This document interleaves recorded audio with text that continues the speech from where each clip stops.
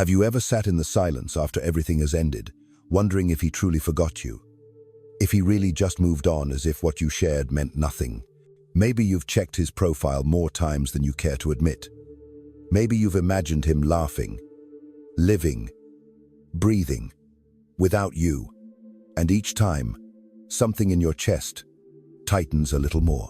There's a particular kind of ache that doesn't come from what was said, but from what never was. From the unanswered questions, the messages never sent, the nights where you wondered if he still thinks of you the way you still think of him. You tell yourself not to care. You tell yourself it's over.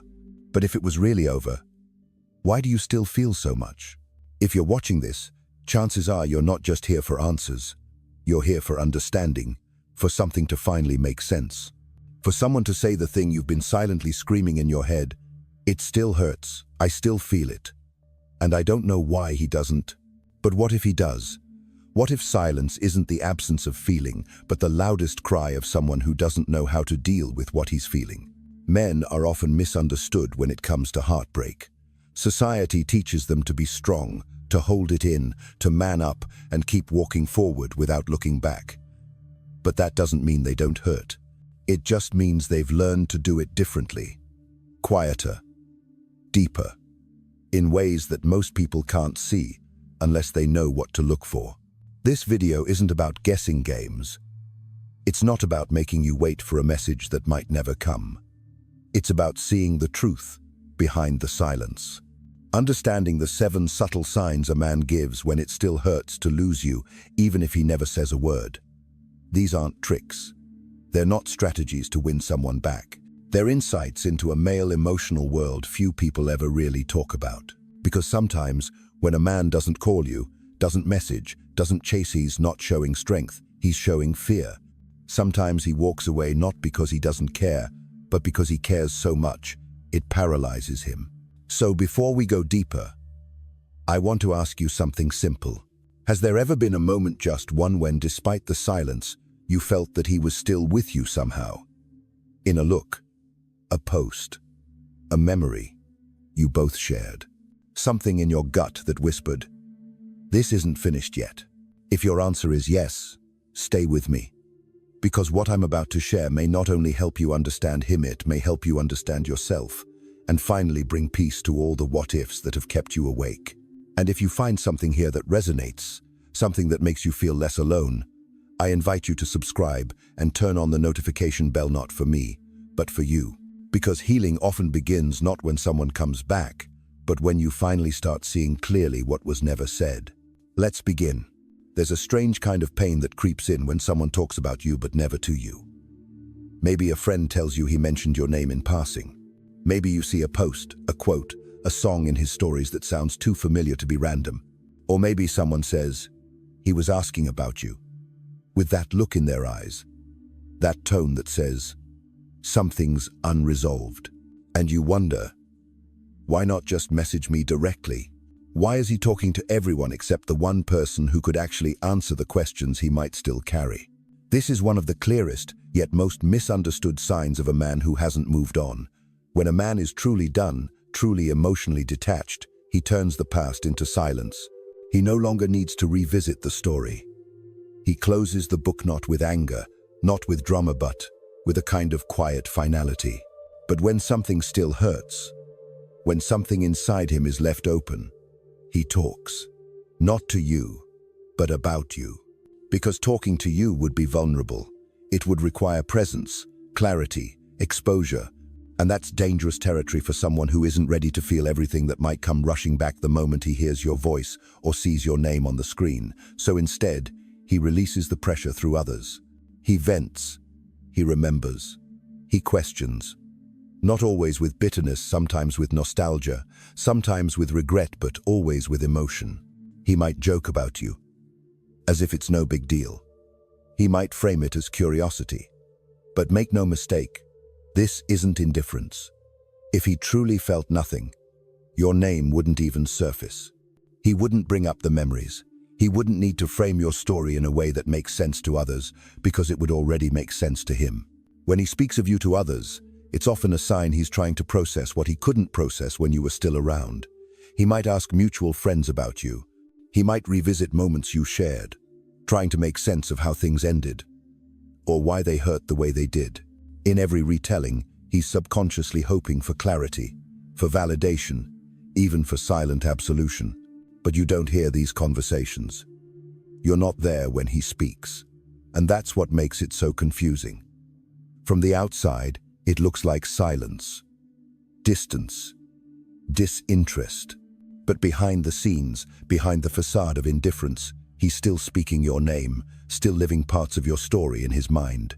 Sometimes he says your name with a tight smile, other times with frustration. But it's still your name, still your presence echoing in rooms you're not in. That's not closure. That's a lingering connection, a need to make peace that hasn't yet been found. It's also a way for him to hold on just a little longer. By talking about you, he keeps the emotional tether alive, even if just through words. And for men, especially those who struggle to access or express emotions directly, this indirect processing is often the only way they can handle grief. They won't post a long status about heartbreak.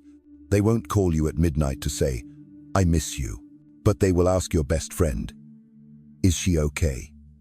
They will joke about how you used to roll your eyes at certain things. They'll bring you up when they're tired, vulnerable, or unexpectedly triggered by a memory they weren't ready for. Sometimes, the people he talks to barely understand what they're hearing. They think it's casual, meaningless. But if you pay attention, there's often a pattern. He speaks of you when his guard is down, in the middle of a conversation about something unrelated, after a few drinks, in moments of stress, or silence, or nostalgia. His heart remembers, even when his words pretend it's just old news. So what does this mean for you? Should you reach out? Should you respond? Not necessarily. The important thing is to understand the emotional language behind the behavior. This isn't a game. It's not manipulation. It's a man caught between what he feels and what he's allowed himself to admit. By recognizing this, you don't need to chase validation or force closure. You simply observe with compassion, with clarity, with the understanding that his journey isn't linear, and neither is healing. And sometimes, silence from him isn't a wall. It's a wound, an unfinished sentence, a space still carrying echoes of you. If you've been wondering whether your absence means nothing to him, think about this. People only revisit the stories that still matter. And if he's still telling your story to other 7 in fragments, then part of him is still living inside it. That doesn't mean he'll come back. It doesn't mean you should wait. But it does mean your presence left a mark deeper than he's ready to admit. When a man processes pain through conversation, he's reaching out to the world for answers he's too afraid to seek from you directly. Because what if you don't respond? What if you've moved on? What if hearing your voice reopens every wound he's tried to bury?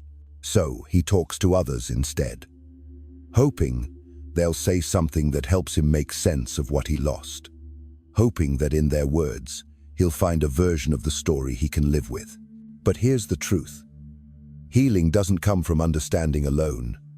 It comes from acceptance, from honesty, from confronting not, avoiding the real emotion beneath the surface. And until he does that, he'll keep mentioning you, in casual jokes, in stories that seem random, in offhand comments he doesn't think you'll ever hear. But you do hear it. Maybe not the words, but the message underneath. He's not over you. He just doesn't know how to say it. And that realization, however quiet, says everything. There's a kind of silence that feels louder than any argument. A silence not born of indifference, but of fear. You see him in the same place, the same room, maybe even the same social gathering. He doesn't speak to you. He doesn't even look directly at you. But something in the air shifts the moment he's near. You feel it not in words, but in the tension, the quiet weight of his presence. He avoids you. That much is clear. He won't walk toward you. He won't engage. He may even act like he didn't notice you walked in.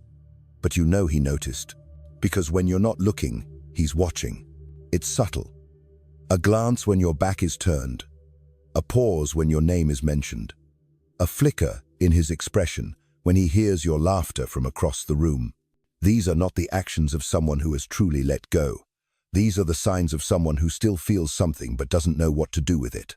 Avoidance is often mistaken for emotional distance. You might tell yourself, if he cared, he would talk to me. He'd reach out. He wouldn't be acting like I don't exist. But here's the reality most people miss. Sometimes, when a man still feels something deep, the only thing he can do to hold himself together is stay away. Because closeness risks breaking the carefully constructed emotional armor he's built to protect himself. He stays silent because speaking might bring everything back. The feelings, the memories, the pain. And he's not sure he's strong enough to face all that. So he watches from afar. When he sees you, there's likely a rush of mixed emotions he's not equipped to sort through in real time. Regret, sadness, curiosity, maybe even jealousy. But he doesn't approach because it would mean letting the guard down. It would mean showing himself that he's still affected. And that kind of vulnerability can feel unbearable, especially for someone who's used to masking pain with control. You might notice how he stiffens slightly when you walk by, how he looks everywhere but at you when you're near, how he engages more enthusiastically with others, almost as if performing happiness in your presence. But the moment you're no longer in view, his energy changes again. He exhales. He looks your way. And in that one small moment of honesty, when he thinks no one is watching, his guard drops. This isn't manipulation. It's self-preservation. It's a man silently navigating a battlefield of emotions he hasn't learned to name, let alone manage. And when the emotional cost of confronting those feelings is too high, he chooses distance. Not because he wants to hurt you, but because he's still hurting himself. There's a particular torment in still loving someone and not knowing what to do with that love. And often that torment shows up in these small, invisible ways. Avoidance mixed with observation. Detachment mixed with fixation. It's confusing, especially for you. It makes you question yourself, question your worth, question if any of it was ever real. But the truth is, his silence is not a reflection of your value. It's a reflection of his inner conflict. When you remain calm in those moments when you don't chase, provoke, or pretend to ignore him with coldness, you create a contrast so powerful it shakes him, because you are not mirroring his chaos. You are choosing peace. You are holding space without playing the emotional tug-of-war. And that unsettles him in a way his pride cannot explain. Most women, in the face of avoidance, react. They seek closure, confrontation, confirmation. But sometimes, what breaks a man's defenses is not confrontation, but consistency. Not accusations, but quiet understanding. When you meet his guarded silence with grace instead of reaction, you become a mirror. Not a mirror of blame, but one that reflects what he has yet to process. Your emotional stability in that moment becomes something he can't unsee. He may pretend it doesn't affect him. He may avoid eye contact, laugh louder, act more detached. But inside, he's feeling it all. He notices your presence, your energy, your groundedness. And while his pride won't admit it, his heart registers the impact. He may even leave those encounters feeling more conflicted than ever, because part of him wants to reach out, to close the distance. But the other part, the one still afraid, still wounded, still protecting itself, keeps him frozen. It's not your job to fix that inner battle, but understanding it allows you to free yourself from the false story that his avoidance equals disinterest. It doesn't. In fact, in many cases, it means quite the opposite. Sometimes, when a man avoids you, it's because being near you reminds him of everything he hasn't healed from, everything he still wishes he could change, everything he once had and didn't know how to hold on to. And so, he watches. He watches to see if you've moved on, if your smile is real, if you still carry traces of the connection you once shared. He notices who you're with, what you're wearing, how you move through the room. Not because he's trying to control you, but because he's still trying to understand his place in a story that no longer includes him. This is not about making excuses. Not every man who watches you from afar still loves you. But when the watching is combined with avoidance, with silence, with those fleeting moments of presence that feel heavy with unspoken emotion, that's when you know. And what should you do? Nothing. Not in the reactive sense. Don't confront him. Don't play games. Don't pretend not to care in an effort to provoke a reaction. Simply exist, fully and calmly, in your truth. Because when you are steady in the storm of his contradiction, you become a point of reference, a reminder of what it feels like to be centered, to be clear, to be whole. He may not say a word. He may never admit it, but he will remember that energy. And in the quiet places where he still feels, long after the moment has passed, he will play it back in his mind and wonder what it meant.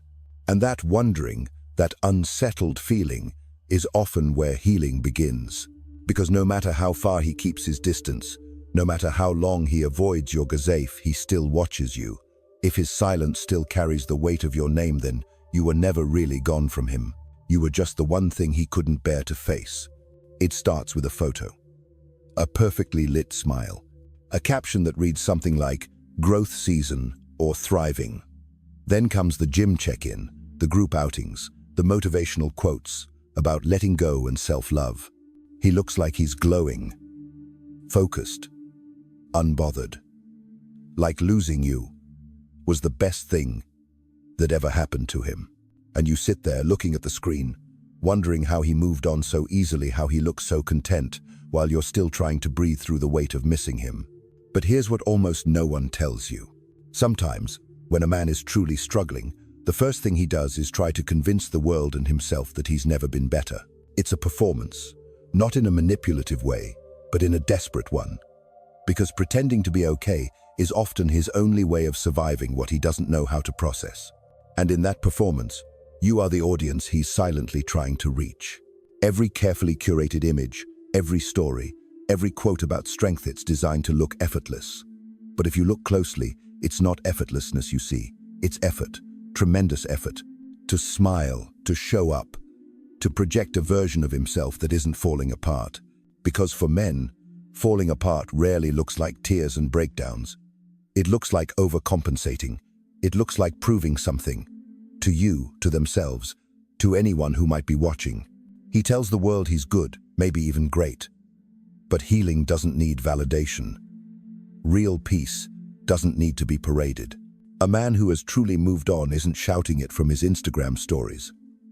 He's not trying to show you what you're missing. He's simply living, quietly and steadily. There's no need to prove anything when you're genuinely free from the weight of what once was. But when it still hurts, when the grief hasn't settled, he needs to show you something. He might start dressing differently, showing more confidence, being overly active on social media. He might post lyrics that seem suspiciously close to the songs you both once shared. He might quote ideas about letting go that strangely resemble the exact thing you once said to him. And yet, despite all the signs, it's easy to believe the act. To fall into the trap of thinking, he really is better off without me. But the truth is more layered than that. He's not trying to be cruel, he's trying to cope. Because reaching out to you, admitting he still feels something, would feel like weakness, like regression. And so, instead of reaching inward, he reaches outward. He puts on a show of strength. And here's what's so important to understand. He's not just trying to convince you, he's trying to convince himself. He's trying to believe that he no longer needs you. That what you shared wasn't that deep. That he's thriving, not aching. Because if he stops pretending, the truth might rush in too fast. And the truth is, he's still hurting. So he overcorrects. He turns every online post into a declaration of independence. He uses positivity like a shield. But underneath that brightness, there's often exhaustion. The kind that comes from constantly holding back what you really feel. People process pain in different ways. Some retreat into silence. Others run headfirst into distraction. For many men, pain doesn't disappear, it just gets redirected. Into work, into new habits, into the illusion of moving on.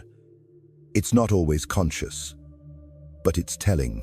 Because when you still care, but you don't want anyone to know you care, the only option left is to act like you never did. That's why his highlight reel can be misleading. And that's why, if you're still hurting, it's essential not to compare your private pain to his public persona. His joy might be genuine in some moments, but that doesn't mean it's complete. And it doesn't mean it's free of you. Sometimes he's smiling in pictures, but haunted by your memory at night.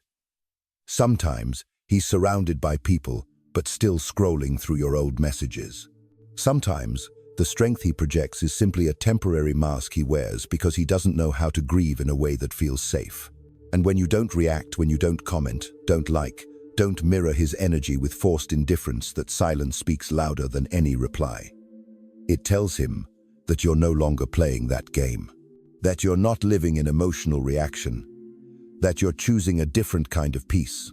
It creates a pause in his pattern, a discomfort, because now the spotlight isn't on him anymore. It's on the absence, and that absence echoes. If he's truly over you, your silence won't matter, but if he's not, it will rattle something inside him. Not because you're ignoring him out of spite, but because you're showing him what real detachment looks like. And that contrast between his curated image and your calm non-response becomes something he can't quite shake. So, if you're watching him live his best life online and it stings, know this: what you're seeing may not be the truth. It may just be his way of surviving what he still doesn't know how to name. And in that survival, there's still a part of him holding on. Not always consciously, not always intentionally, but emotionally. Because we don't put that much energy into things we're truly finished with. So what should you do? You don't need to match him. You don't need to show you're doing better. You don't need to post pictures designed to get his attention. The most powerful thing you can do is be grounded, be present, be real. Because nothing disrupts a performance more than someone who's not playing along. Let him have his moment. Let him post. Let him shine in the way he knows how right now. But don't be fooled by the light. Sometimes, the brightest smiles are just there to cover the deepest shadows. And the man who looks like he's never been better might still be quietly missing the one thing he can't post about you. You open your phone one morning and notice he's blocked you. No warning, no fight, no last words. Just silence, as if you've been erased. And for a moment, it stings like something final just happened without your consent. Days pass, weeks maybe. Then, one evening, you realize the block is gone. Quietly, without announcement, he's there again, visible but mute. You wait for a message. It doesn't come. Instead, you see him watch your story, or like a post, then vanish again. The pattern repeats. Sometimes he's cold, sometimes overly polite, sometimes silent for weeks, then suddenly commenting on something unrelated. One day he ignores you completely. The next, he replies with a sarcastic joke, just enough to confuse you, but not enough to open a real conversation. You begin to wonder, what does he want? But that's the wrong question. The better question is, what is he feeling? And why can't he express it clearly? When a man is emotionally unresolved, contradiction becomes his default language. He's not doing it to play games. He's doing it because he's at war inside himself. One part of him is trying to move on. The other part is still tied to you in ways he doesn't understand or doesn't want to admit. So you become the battlefield, the emotional storm, the safe target for every conflicted feeling he can't name. He wants you, but he doesn't want to want you. He misses you, but doesn't want to seem weak. He's angry at how things ended, but also angry that it ended at all. And all of that confusion bleeds out in strange, inconsistent ways. This is why he might block you in a moment of emotional overwhelm, not out of cruelty, but as a desperate attempt to gain control. Blocking you becomes symbolic. It gives him the illusion of power over feelings that otherwise make him feel powerless. But when the emotional spike fades, the need to re-establish that invisible connection returns. So he unblocks you, quietly slipping you back into view as if nothing happened. The contradictions don't stop there. He might say he's fine, but his tone drips with unresolved resentment. He might lash out over something small, something unrelated, because deeper pain has nowhere else to go. He may criticize, dismiss, or mock parts of you that he once adored, not because he truly hates them, but because those parts now represent vulnerability and he's trying to reject anything that reminds him of what he lost. This emotional incoherence isn't manipulation. It's unprocessed grief. And the people we hurt the most are often the ones who still matter to us, even when we pretend they don't. That's the irony of unresolved attachment. It often shows up in messy, disproportionate reactions. Not because we no longer feel, but because we feel too much and don't know what to do with it. You might think he's unstable. You might label him emotionally immature. And yes, in some ways he might be. But behind the chaos is pain that hasn't been given space to heal. And when that pain isn't spoken, it starts speaking for him in mood swings, in sarcasm, in ghosting and sudden reappearances. You become a kind of emotional mirror.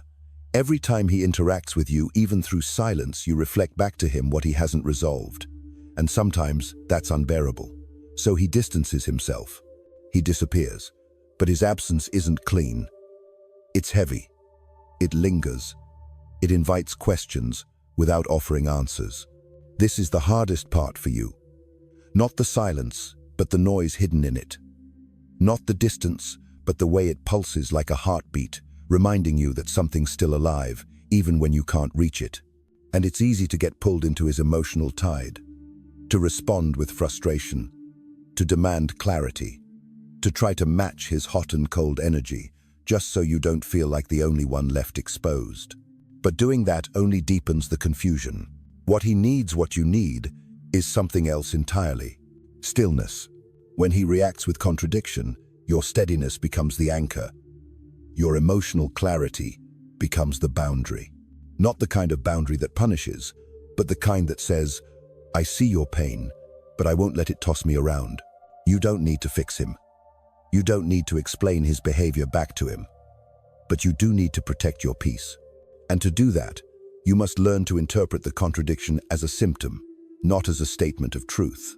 His actions aren't coherent because his emotions aren't coherent. He may be angry, not at you but at himself, at the choices he made, at the way things unraveled, at how much he still feels despite convincing himself he shouldn't. But he doesn't know how to turn that anger inward without drowning in it. So instead, it spills outward, toward you, toward the connection that still haunts him. Understand this, and everything changes. You stop asking why he blocked you, why he unfollowed you, why he said that thing that hurt. You start seeing the pattern for what it is, pain trying to escape in any form it can. When you stop feeding the cycle, when you stop reacting, you become something rare in his chaotic world. You become the calm he forgot he needed. And even if he doesn't come back, even if nothing is ever said again, your stability leaves an imprint. One that lingers longer than any outburst or emotional reaction ever could. Because here's the truth, when someone still feels, they rarely act in straight lines. Love doesn't always look like softness. Sometimes it looks like silence. Sometimes it looks like blocking and unblocking, disappearing and reappearing, attacking and withdrawing. That's not how love should behave. But it's how unhealed love often does. So if he's being cold one moment, then sentimental the next, if he reaches out and pulls away, criticizes then remembers, it's not clarity you're seeing, it's the collapse of control. And that collapse is his silent way of saying, I still care, but I don't know how to care without breaking. Your role is not to fix that. Your role is to choose whether you want to be near it. And if not, then to walk away, not out of revenge, not to teach him a lesson, but because peace, once found, is not something you're meant to abandon for the sake of someone else's emotional confusion. Let him contradict himself. You be the constant. That's what he'll remember. Even long after the storm inside him has passed. You haven't spoken in weeks, maybe even months.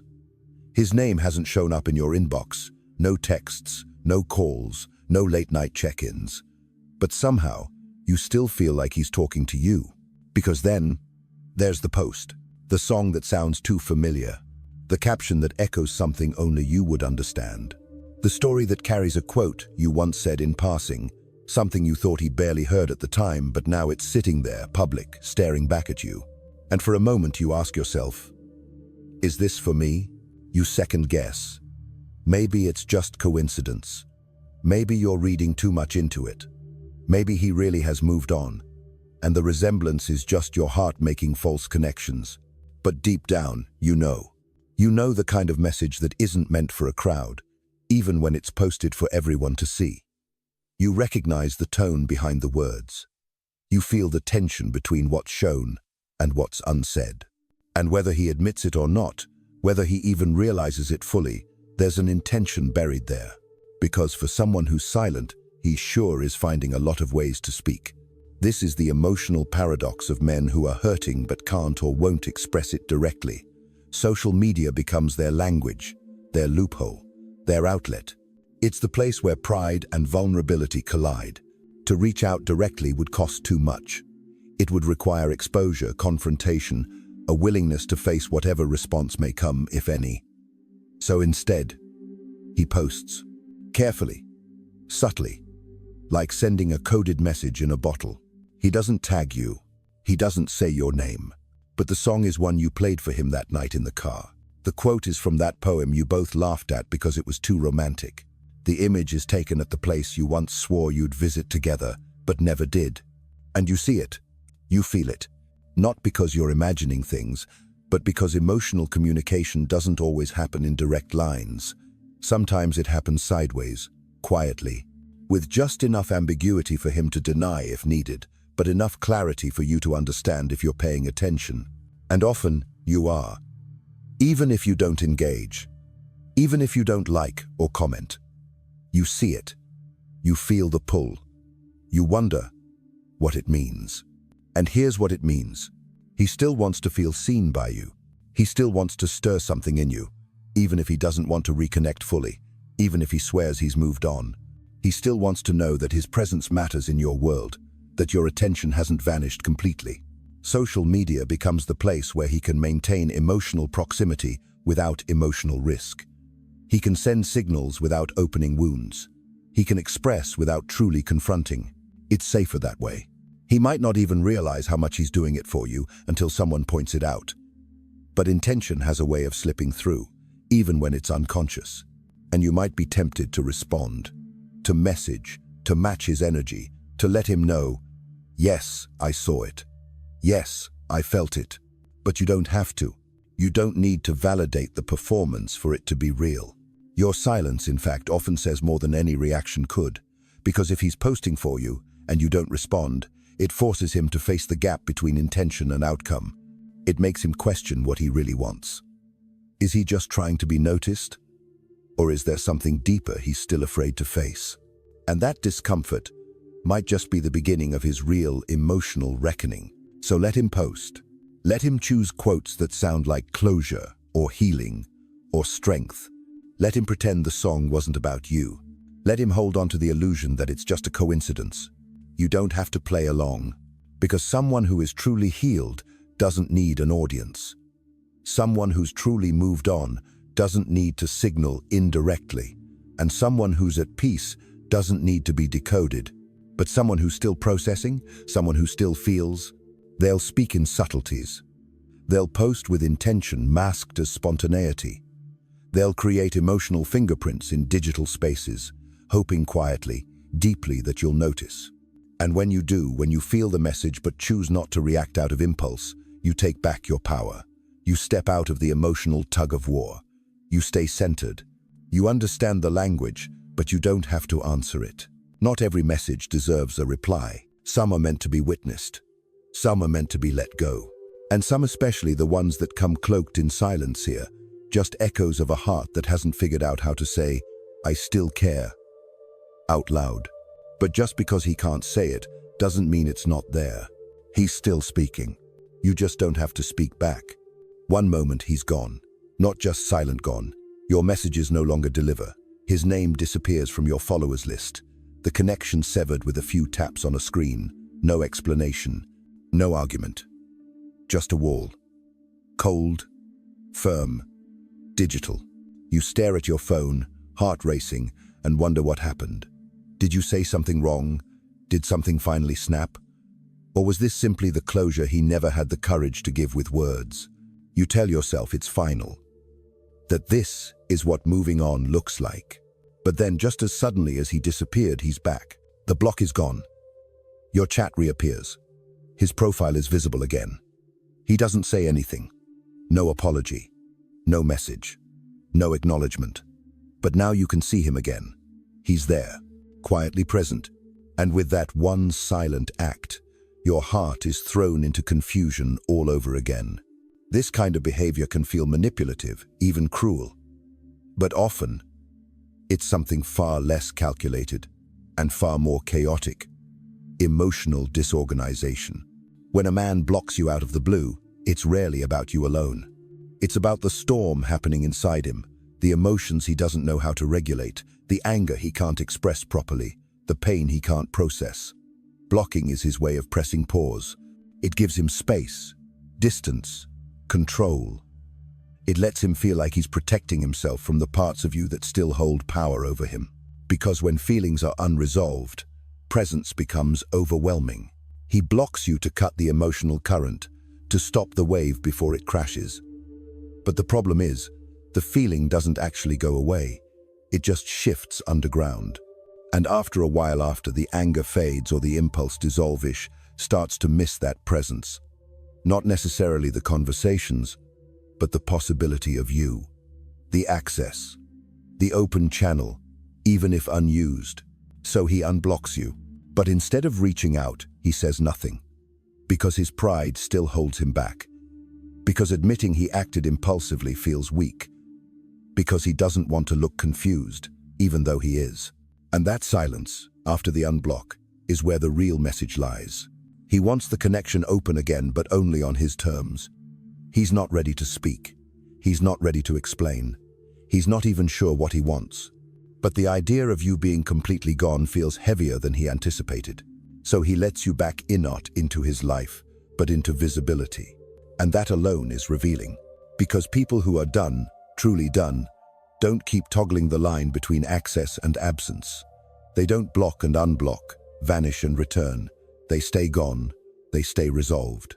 But when a man is emotionally torn, he moves in loops. He wants to let go, but doesn't want to lose you. He wants peace, but can't face the pain. He wants distance, but craves connection. So he bounces between those extremes, not because he's playing with your emotions, but because he can't settle his own. And here's where it becomes most difficult for you. Because you might mistake the unblock as a sign, a chance, a quiet invitation to reconnect. You might feel the door crack open and think, maybe he wants to talk. Maybe he regrets it. But more often than not, he's just trying to soothe his own discomfort. He's not opening the door for you. He's opening it for himself, to feel in control again. To feel like you're not completely out of reach. And that's why it's so important to stay grounded. To see this behavior for what it is, a reflection of his inner confusion, not a request for reconnection. You don't have to respond. You don't have to ask why he blocked you, why he came back, why he never said anything. You don't have to follow the emotional whiplash. Instead, you can observe. You can stay still while he spins. You can remain consistent while he fluctuates. Because consistency is not about stubbornness, it's about emotional safety. And when someone keeps removing and restoring access to you, they are not safe yet. Not for themselves, not for you. Their actions may not be malicious, but they are unstable. And your job is not to decode every shift, it's to protect your peace in the face of it. You might never get a clear explanation. He might never say what he felt, why he blocked you, or what he hoped for when he let you back in. But that's okay. Sometimes the absence of words is an answer in itself. And sometimes, the most loving thing you can do for yourself, and even for him, is to not step back into the chaos. Let him unblock you. Let him linger in silence. Let him watch from a distance. But don't wait for clarity from someone still wrestling with confusion. You don't need a green light from his emotional traffic. You are allowed to move forward on your own. Because in the end, love is not about access. It's about presence. And if someone can't offer you the kind of presence that feels safe, steady, and true, then their return, no matter how quiet, is not a beginning. It's just another echo. You deserve more than echoes. You deserve peace. He doesn't call. He doesn't text. He doesn't come back. And after all the silence, the confusion, the contradictions, you begin to believe he's moved on. You tell yourself he's probably with someone new, that his heart must have found a home elsewhere. And maybe he has tried. Maybe he's gone on dates, matched with someone, flirted, laughed, even kissed. But something always feels off. Something's always missing, because it's not you. No matter how many new faces enter his life, none of them hold him the way you did. None of them know him the way you instinctively knew him. They don't finish his sentences. They don't challenge him with softness. They don't see through his silence, or understand that sometimes his coldness was just fear in disguise. He tries. He wants to move on. He tells himself he should, that it's time, that it's been long enough, that he deserves something fresh, something easier. But here's the truth he'll rarely admit, even to himself. He's still comparing every new connection to you. It's not always obvious. It might not even be conscious. But it's there in the way he zones out in the middle of a conversation with someone new, in the way he scrolls through old photos at night, in the way his laughter with someone else feels like an echo, never quite reaching the same depth. Because when a bond is real, it roots itself deep. And even if things ended badly, even if words were left unsaid or mistakes made, the connection remains. And sometimes, the harder he tries to replace you, the more he realizes he can't. He can't replicate the comfort of your presence, the rhythm of your conversations, the way you challenged him to be better while still making him feel enough. He might not tell anyone. He might even convince his friends he's fine, that he's better, that he's over it. But there are nights, quiet, ordinary nights when the truth catches up with him, when the new girl's touch doesn't feel the same, when her words don't hit the same chords, when he catches himself thinking about you without even meaning to. He feels the absence. Not in loud, dramatic waves, but in the quietest details. In a song you used to hum. In the way someone mispronounces a word you always corrected. In the moments when he's alone, not lonely but not fulfilled either, because he hasn't let anyone else in. Not really. Not in the way he let you in. And maybe he's afraid. Afraid that opening his heart again means feeling what he felt with you and losing it all over again. Maybe he's punishing himself for what he did or didn't do. Maybe he thinks he doesn't deserve another chance with you, so he settles for something safer, something less intense, something that won't undo him the way you did. But it doesn't satisfy. It doesn't touch the place you once lived inside him. And the irony is, you'll probably never see this struggle. He won't post about it. He won't confess it in a late-night message. He won't tell the new person that she's living in your shadow. He just lives it, silently. It sits in the space between who he pretends to be and what he truly feels. In the quiet grief of realizing that not every person is replaceable, that some connections leave a mark too deep to cover up with casual flings or forced smiles. You might never hear it from him, but if he hasn't been able to open his heart again, if every new connection feels hollow, it's because a part of him is still holding on to you. Not out of weakness, not out of obsession, but because what you shared wasn't ordinary. And his heart knows the difference, even when his pride won't admit it. So if you've ever wondered whether he's truly forgotten you, consider this. Sometimes, the strongest feelings are the quietest ones. Not shouted, not shared, just lived day after day. Every silent comparison, every unmet expectation, every moment when the present fails to match what was once real. That's how you know. You were not just a chapter. You were the book he didn't know how to finish reading. And long after the story seemed to end, the memory of you still turns its own pages inside him. Now you know. You know that silence doesn't always mean forgetting. That distance doesn't always mean indifference. That the absence of words doesn't mean the absence of feeling. Because sometimes, the people who miss us the most are the ones who never find the courage to say it. And maybe that's what hurts the most, not the fact that he's gone, but the fact that so much was left unsaid. So much emotion trapped in a space where no one speaks first, where both hearts feel, but neither reaches out. But here's something you need to remember. Just because someone still feels something for you, doesn't mean they are ready to love you in the way you deserve. Yes, he may still watch you, think about you, miss you, dream about what could have been. But longing is not the same as showing up, and remembering is not the same as rebuilding. So if these signs have resonated with you, if you've seen yourself reflected in them, I want you to hold two truths at once. He may still care, and that doesn't mean you need to wait. His quiet grief doesn't mean your life needs to stand still. His confusion doesn't have to be your confusion.